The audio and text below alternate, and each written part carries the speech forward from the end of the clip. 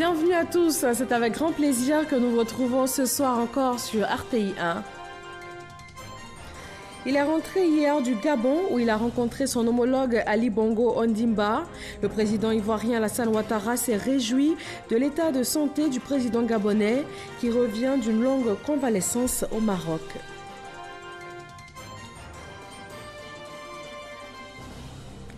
L'administrateur du groupe Afrique 2 de la Banque mondiale a été reçu par le vice-président ivoirien. Les deux hommes ont échangé, notamment sur l'appui de l'institution au développement de la Côte d'Ivoire.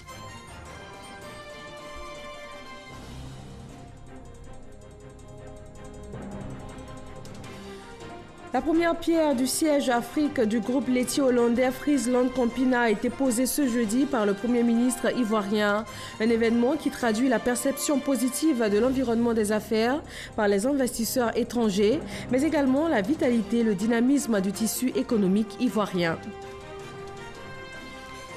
Et puis la sélection féminine de Côte d'Ivoire est qualifiée pour la finale de l'UFOA-B Dames. Les Éléphantes ont remporté leur rencontre face au Mali cet après-midi sur un score de 2-1. Pour la finale, la Côte d'Ivoire sera face à l'équipe du Nigeria, déjà 11 fois championne d'Afrique. Bonsoir à tous. Le chef de l'État ivoirien a effectué hier mercredi une visite de travail et d'amitié à Libreville, au Gabon. Le président Alassane Ouattara s'est réjoui de la santé du président gabonais Ali Bongo, avec qui il a eu des échanges sur le renforcement de la coopération bilatérale et multisectorielle entre Libreville et Abidjan. Alexis Ouedraogo. Alassane Ouattara à Libreville. Le chef de l'État ivoirien reçoit les honneurs militaires dus à son rang.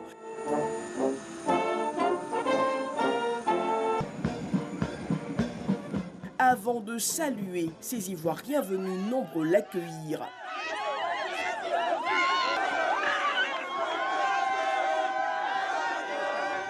Le président ivoirien s'est dit ravi de retrouver son homologue gabonais, Ali Bongo Ondimba.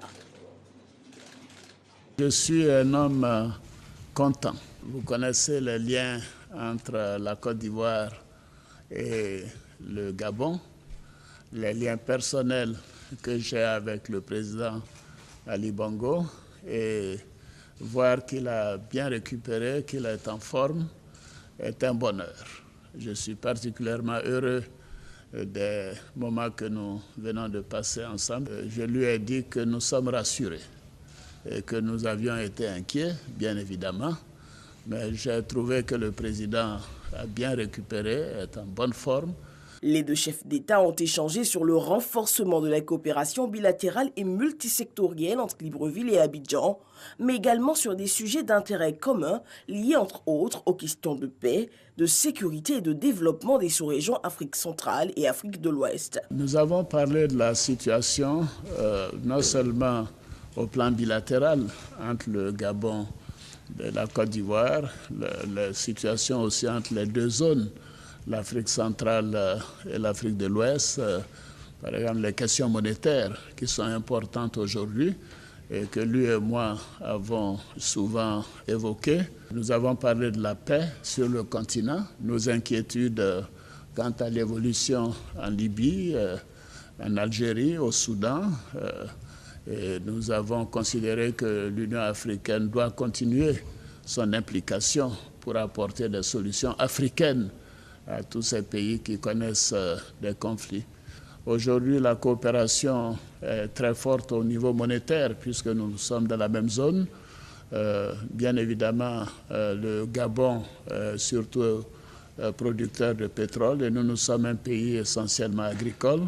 Mais nous avons des perspectives de coopération et de renforcement de la coopération entre les deux pays. Le président ivoirien, qui promet revenir à Libreville, n'a pas manqué d'inviter Ali Bongo Ondimba en Côte d'Ivoire. Ici à Abidjan, le vice-président ivoirien a une rencontre ce jour avec l'administrateur du groupe Afrique 2 à la Banque mondiale. Un groupe composé de 23 pays dans la Côte d'Ivoire. Et il a essentiellement été question de la coopération Banque mondiale-Côte d'Ivoire. Fija Naïma. Dans le cadre de la coopération Banque mondiale Côte d'Ivoire, l'administrateur de la zone Afrique 2, Jean-Claude Tchatchouang, est en séjour de travail à Abidjan ce jeudi 16 mai.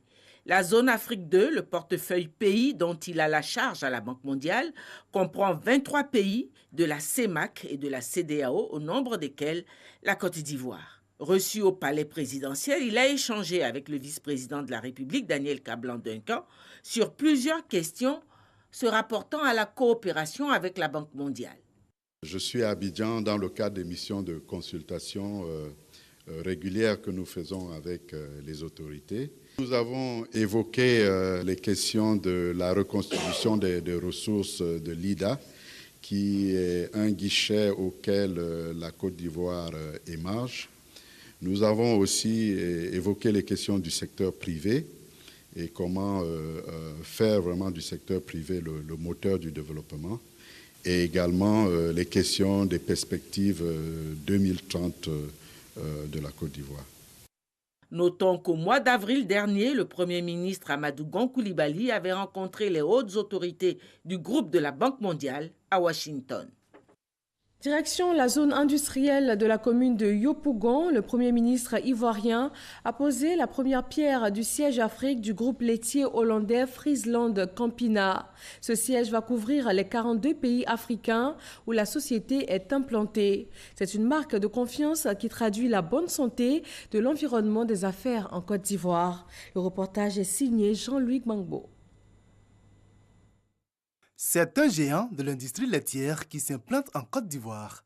Le groupe Friesland Campina, producteur de la célèbre marque de lait Bonnet Rouge, a décidé de rayonner sur l'Afrique à partir de la zone industrielle de Yopougon.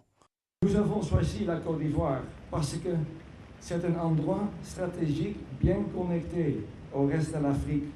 Les infrastructures nous permettent également de servir efficacement le reste de la région. De plus, Côte d'Ivoire est un pays stable, avec une bonne croissance économique, avec accès aux bons talents et, très important, un gouvernement fiable. La société entend par cette implantation se rapprocher de ses clients africains, offrir des produits nutritionnels de qualité, mais également contribuer au développement industriel de la Côte d'Ivoire. Voir un géant comme Friesland Campina venir s'installer chez nous pour promouvoir cette industrie, pour que le lait, qui est l'un des produits nutritifs les plus prisés des populations, puisse être fabriqué localement avec une marque de référence connue depuis toutes ces années, pour nous, est la concrétisation d'une politique avenante, d'une politique permettant à la Côte d'Ivoire d'aller de l'avant. Un choix stratégique pour le groupe néerlandais qui valorise ainsi les acquis de la politique de développement de la Côte d'Ivoire. Les efforts du gouvernement depuis 2011 pour un climat économique et une gouvernance propice aux affaires ont fait de la Côte d'Ivoire une destination privilégiée pour des investissements en Afrique. Aujourd'hui, 6 années après l'implantation de son usine, le groupe va établir son siège régional Afrique, jusque-là localisé en Hollande, ici à Abidjan. Quelle fierté pour nous, quelle fierté pour la politique menée par le gouvernement. Le Premier ministre a encouragé l'entreprise à mettre l'accent sur la qualité, la compétitivité et la diversification de ses investissements en vue de contribuer à la transformation structurelle de l'économie ivoirienne. Le secteur industriel, qui représente 27% du PIB, connaît une forte progression depuis 2012. Il a enregistré une progression moyenne de plus de 10% sur la période 2012-2018. Pour faciliter l'atteinte de cet objectif, le gouvernement ivoirien a consacré d'importantes ressources à l'investissement public et mis en œuvre de grandes réformes structurelles et sectorielles. Ainsi, l'investissement public a augmenté à un rythme moyen de 11,6% l'an entre 2015 et 2017. Le groupe néerlandais dispose déjà en zone industrielle de Yopougon d'une usine de production de lait d'une capacité de 28 000 tonnes par an, alimentant en plus de la Côte d'Ivoire 7 pays africains. Quant au nouveau siège, il couvrira 42 pays dans lesquels la société est en activité. Le Conseil de l'Ordre du Mérite de la Communication a été investi. Il est composé de professionnels de la communication désignés par le ministère. Ce conseil a la charge d'identifier dans ce secteur des travailleurs qui vont s'illustrer par leur exemplarité. Éric Goré. Eux, ce sont les membres du Conseil de l'Ordre du Mérite de la Communication. Ils ont été investis par la grande chancelière de l'Ordre national, Henriette Dagri-Diabaté. Leur tâche sera de sélectionner les meilleurs dans le secteur de la communication afin de voir leur mérite consacré. Je me réjouis de savoir que plus que jamais, des personnes comme Roger Fulgence Kassi, Kaba Taïfour, Juliette Anzia et j'en passe, ne mèneront pas la carrière exemplaire que l'on sait et quitter la scène sans la moindre médaille. Après les ministères de la fonction publique, de l'éducation nationale et de la santé, c'est au tour du ministère de la Communication d'investir son Conseil de l'Ordre du Mérite. La Côte d'Ivoire doit poursuivre sa marche vers l'excellence, sachant combien son image importe au monde grâce à la valeur de ses fils et ses filles. Vous aurez donc à proposer les meilleurs d'entre nous le moment venu. C'est une responsabilité dont l'importance s'affirme seule, car la distinction honorifique a plus de valeur que le salaire de toute une vie de travail. Un honneur pour les personnalités choisies. Elles comptent accomplir cette tâche avec dévouement et abnégation. En même temps que c'est une joie, mais c'est une véritable charge. La charge de pouvoir identifier des hommes. Il y en a de tellement nombreux les meilleurs, mais il faut sélectionner ceux qu'il y a de mieux. Une très lourde responsabilité qui vient de nous être donnée, choisir parmi de grands hommes et de grandes femmes qui méritent cette distinction. C'est un honneur. En permettant la création de ces conseils de l'Ordre du Mérite dans les différents ministères, le président de la République fait de la promotion de l'excellence une de ses priorités. Une consultation de haut niveau s'est ouverte ce matin à Abidjan à l'initiative de la Banque Afrique de Développement en collaboration avec la Banque mondiale. Elle porte sur les vulnérabilités liées à la dette en Afrique. Cheikh Koné. Selon la Banque mondiale, en 2018, 17 pays africains, soit un tiers du continent, étaient exposés à un risque élevé de surendettement contre 6 pays en 2015.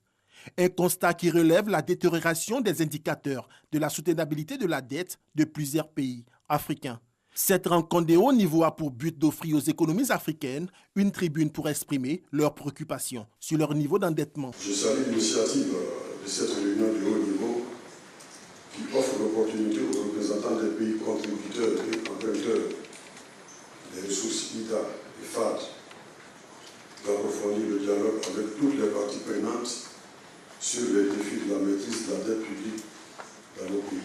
Pour rappel, au lendemain de l'initiative des pays pauvres très endettés, PPTE, le pourcentage de la dette publique de tous les pays ayant bénéficié de ce processus de l'allègement de la dette est passé de 110% en 2001 à près de 65% en 2012. Malheureusement, à partir de 2013, les ratios d'endettement et ceux du service de la dette de ces pays se sont fortement détériorés en passant de 5% en 2012 à 12% en 2018. Pour faire face aux nombreux risques liés au surendettement, lors d'un panel, les experts ont proposé entre autres une meilleure allocation des ressources des prêts non concessionnels et semi-concessionnels, mais également l'émission en monnaie locale sur les marchés internationaux. Au niveau de la Côte d'Ivoire, nous avons dit que nous avons dans notre programme d'endettement l'émission sur le monnaie internationale en CFA. Alors nous avons demandé à la banque qu'elle essaie donc de réfléchir à des mécanismes pour pouvoir soutenir cette émission-là, pour permettre donc aux conditions d'être les meilleures pour nos États. Durant 2 jours d'échange et de partage d'expériences, les débats porteront sur le financement du développement et la vulnérabilité de la dette dans le contexte des objectifs du millénaire pour le développement. Ce jeudi marque la célébration de la Journée internationale de la famille. La ministre de la Femme, de la Famille et de l'Enfant a fait le point des actions du gouvernement en faveur des familles ivoiriennes. Elles sont au cœur du programme social du gouvernement. Marcelin Kla et Salimatou Dia. La famille, le premier lieu de la socialisation de la personne humaine, est à l'honneur. Des familles des communes d'Abidjan ont célébré avec le ministère de la Femme, de la Famille et de l'Enfant la Journée internationale de la famille. La situation des familles ivoiriennes et les actions du gouvernement pour améliorer leurs conditions de vie ont été évoquées. Le gouvernement a mis en place un programme social avec 12 mesures prioritaires pour le bonheur des familles. Nous pouvons citer, entre autres, la politique de gratuité ciblée qui permet la prise en charge médicale des femmes enceintes et des enfants de 0 à 5 ans, qui sera renforcée par le cadre de ce programme. Également, l'augmentation du nombre de familles bénéficiaires des programmes de filets socioproductifs. En 2018, ça dit 50 000 ménages, ça passe à 80 000 ménages en 2019, et en 2020, ce sera 125 000 ménages qui vont bénéficier de ce programme. 65 femmes veuves et des familles vulnérables ont reçu des dons de l'ONG Lending Hand, la main tendue, qui vient ainsi soutenir le programme social du gouvernement. Nos motivations sont de réduire le niveau des populations démunies en Côte d'Ivoire. Nous avons fait pas mal d'actions, notamment dans des pouponnières, des orphelinats. Le concours national de la famille modèle, doté du prix national d'excellence de la meilleure famille de Côte d'Ivoire, est lancé. Les 3 meilleures familles ivoiriennes seront primées, à l'image des lauréats de l'édition de 2018, ici récompensés. Les familles musulmanes vivent depuis le 6 mai dernier une période de jeûne, de piété et de partage. Le ministère de la Solidarité, de la Cohésion sociale et de la lutte contre la pauvreté a remis en ce 11e jour du mois de Ramadan des kits alimentaires à 100 structures et communautés musulmanes défavorisées.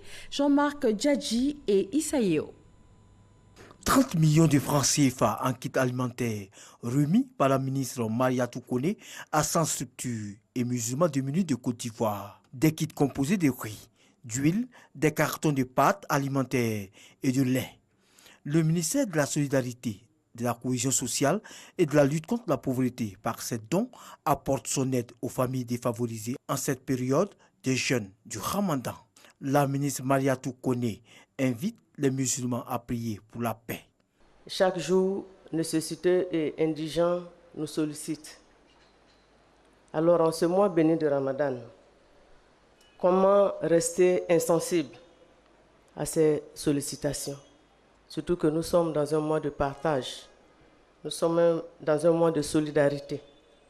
Le président de la République, son Excellence M. Alassane Ouattara, qui a accordé une place de choix dans son programme de gouvernement, ne pouvait rester insensible à ces demandes exprimées.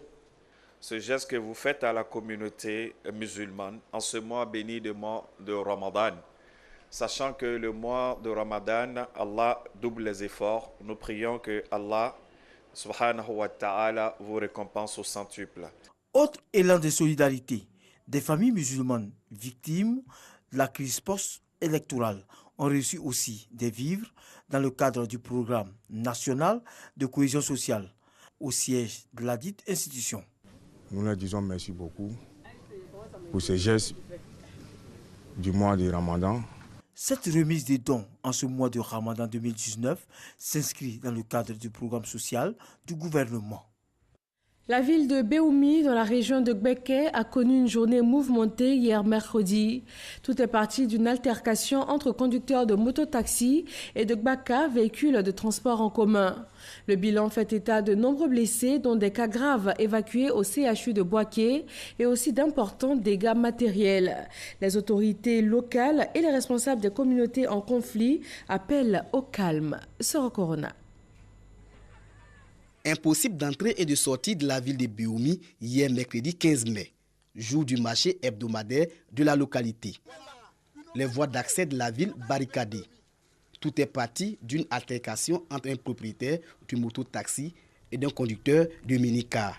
Les faits. On m'a appelé qu'il y a palabre au marché entre les apprentis et les moto-taxis.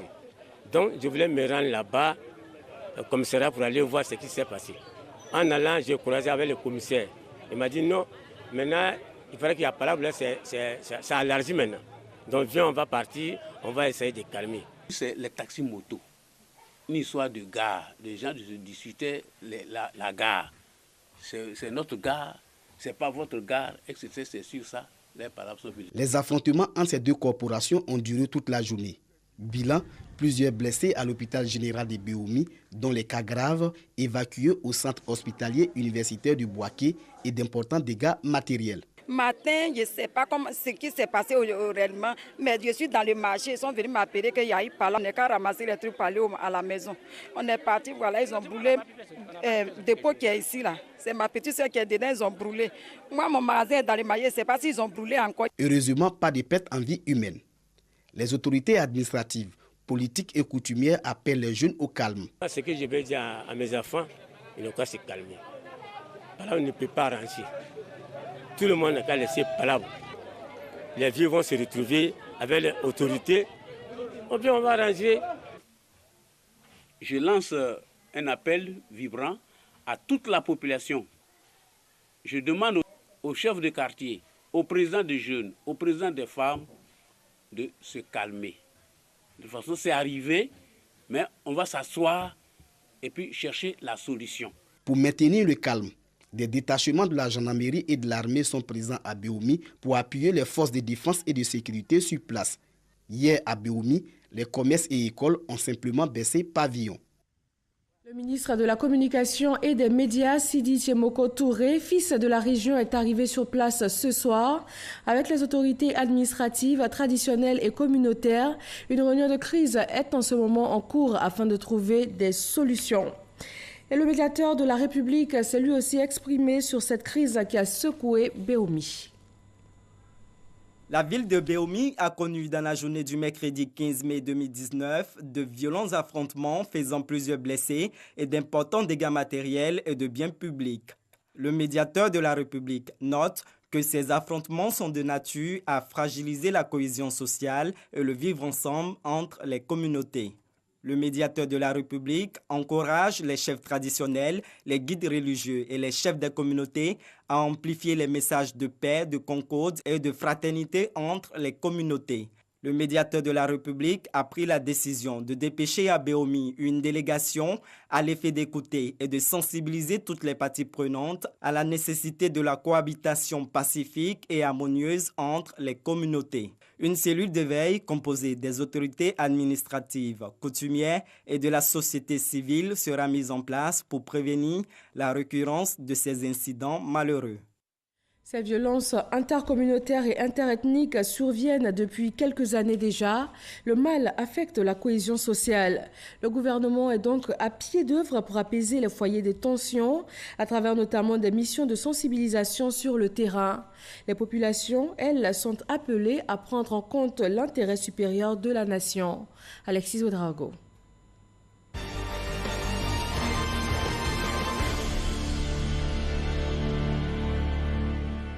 Violence intercommunautaire en Côte d'Ivoire. Depuis plusieurs années, des foyers de tension se signalent ici et là. À Bouna, dans le nord-est, en 2016, affrontements entre allogènes et autochtones, éleveurs et agriculteurs font plus d'une vingtaine de morts et de nombreux blessés. En 2017, à Azaguié, une bagarre entre femmes au corridor de la ville pour des places à occuper s'élargit aux jeunes des différentes communautés. Un conflit foncier dégénère en affrontement, au bilan 2 morts et des blessés graves, parmi lesquels le député d'Azaguié. Depuis ce début de semaine à Béoumi, un accident entre conducteurs de taxi-moto et chauffeurs pique-nique s'est mué en affrontement intercommunautaire. Dès les premières heures, police et gendarmerie sont dépêchés sur le terrain. Pour plusieurs, difficile de comprendre ces violences. On dit que la politique, mais ce n'est pas la politique. Ça, c'est entre eux-mêmes, vraiment, le règlement de compte et puis, bon, manque de tu vois, c'est un peu truc, quoi. Donc, je pense que les gens ne devraient pas se faire justice. Au cas où il y a un conflit, je dirais, communautaire, s'il y a un conflit au sein d'une communauté, il ne faudrait pas que les gens se fassent eux-mêmes justice. Donc, il faut saisir les personnes compétentes, telles que la police ou même la gendarmerie, le corps préfectoral, voilà, pour essayer de régler le conflit, soit à l'amiable ou bien de façon judiciaire. Ce qui est préconisé, c'est que lorsqu'il y a ce genre de conflit, qu'on ait voir un chef de village. Maintenant, le chef de village, là, il essaie de réunir les deux parties belligérants, les deux parties en conflit, pour essayer de savoir d'abord quel est le problème qui se trouve entre ces deux personnes-là. Maintenant, lorsque nous connaissons vraiment le problème qui se pose, il essaie de résoudre ce problème-là à travers la communication, le dialogue. Parce que franchement, sans le dialogue, on ne peut pas résoudre ce problème-là. C'est tous la même chose, donc ça se règle, et puis ça se pardonne, et puis c'est fini. Le gouvernement, conscient de cette réalité, travaille à l'amélioration des interactions interethniques. Ne fassons pas les efforts qui ont été fournis entre 2011 et 2019. On a eu des routes, on a eu des ponts. On a construit même l'être humain parce que, comme je vous l'ai dit, on ne se parlait pas. Maintenant, on se parle. On va à des funérailles, on va en boîte, on est tous ensemble. On est tous ensemble. Au marché, on est tous ensemble. Si nous avons pu traduire la cohésion sociale dans les mots, que cette cohésion sociale est passée dans les actes, dans le comportement, faisons en sorte, quand on parle de la paix doit être visible dans nos comportements. Mariatou Koné appelle à la responsabilité de chacun et à la tolérance. Nous assistons à l'incivisme. La moindre colère, la moindre douleur, le moindre sentiment d'inégalité, on va casser, on va brûler. Et après, on est les premiers à se plaindre. On a cassé la mairie, mais je n'ai pas d'extrait de naissance. On a brûlé la gendarmerie, je ne me sens pas en sécurité, etc., etc. Au nombre des initiatives pour éviter que ces conflits s'enflamment, le gouvernement ivoirien met sur pied dans les localités des maisons du vivre ensemble pour que les conflits soient éteints dès les premiers signes de tension. Le dossier politique de ce 20h signé Alexis Ouedraogo. La paix, l'unité, le développement, des notions évoquées dans le Guémon et le Cavali. Les élus, les cadres, les fils et les filles de ces régions se sont retrouvés. Ils ont également fait une analyse de la situation socio-politique du pays. Ahmed Traoré et Alvorassa. Les populations des régions du Guémon et du Cavali veulent contribuer au renforcement de la cohésion sociale. Pour joindre l'acte à la parole, les cadres et les élus de ces régions se sont réunis et ont demandé aux populations de tirer un trait sur les événements qu'a connus cette partie du pays en prônant le développement. Nos populations ont plutôt besoin d'écoles pour leurs enfants, d'hôpitaux pour leurs soins de santé, d'induction d'eau et d'électricité dans leur village, de routes, d'emploi pour lutter contre le chômage de leurs jeunes gens. Et le gouvernement actuel est sur la bonne voie avec de nombreux projets d'envergure pour nos deux régions. Anne-Désirée Ouloto, présidente du conseil régional du Cavali, a rappelé à l'Assemblée la longue marche du peuple oué vers la paix et l'épanouissement. Je souhaite que les interprétations aillent dans le sens de la cohésion et de la paix, et non dans le sens de la révolte, dans le sens de la division, dans le sens de la fracture sociale. Nous devons continuer d'exhorter notre jeunesse à se détourner définitivement de la violence. Le temps de la paix dans le Cavali a sonné, chers frères et sœurs. Le temps des réjouissances également a sonné. Les élus et les cadres des régions du Guémon et du Cavali s'engagent à entreprendre des missions d'explication et de pacification de leur région auprès des populations. Un mot de sport, la Côte d'Ivoire est qualifiée pour la finale du tournoi de l'Union des fédérations ouest-africaines UFOA Zone B de football dames. Une rencontre remportée par les éléphantes cet après-midi. Victoire sur le Mali, 2-1. Moyabi Diabaté et Samuel Metch. Match plutôt difficile pour les éléphantes qui ont frôlé le pire puisque menées à la mi-temps par les Maliennes, 1-0. Un but signé Bassira Touré. Le salut des protégés de Clémentine Touré va venir d'une des baroudeuses de la sélection, Coco Ange Nguessan. Elle frappe là où ça fait mal. 1-1 à la 75e minute. Puis 6 minutes plus tard, Diakité Mariam offre aux éléphantes le ticket de la finale. Emmanuelle Jessica a été désignée meilleure joueuse de la rencontre pour le travail inlassable opéré dans le milieu de terrain. La Côte d'Ivoire peut donc rêver d'un sacre le samedi 18 mai au stade Robert Champroux devant un public désormais confiant. Direction le Bénin pour terminer. Ils ont officiellement pris fonction ce jeudi matin. L'installation des 83 députés élus le 28 avril s'est passée sous haute surveillance dans la capitale béninoise et dans un contexte tendu. Tous les députés viennent uniquement du camp du président Patrice Talon, puisque toutes les listes qui représentaient les partis d'opposition ont été invalidées par la commission électorale. Et c'est tout pour ce soir. Merci à tous de votre attention. Retrouvez demain 20h Marie-Laure Ungoran. Très bonne fin de soirée à tous sur RTI 1.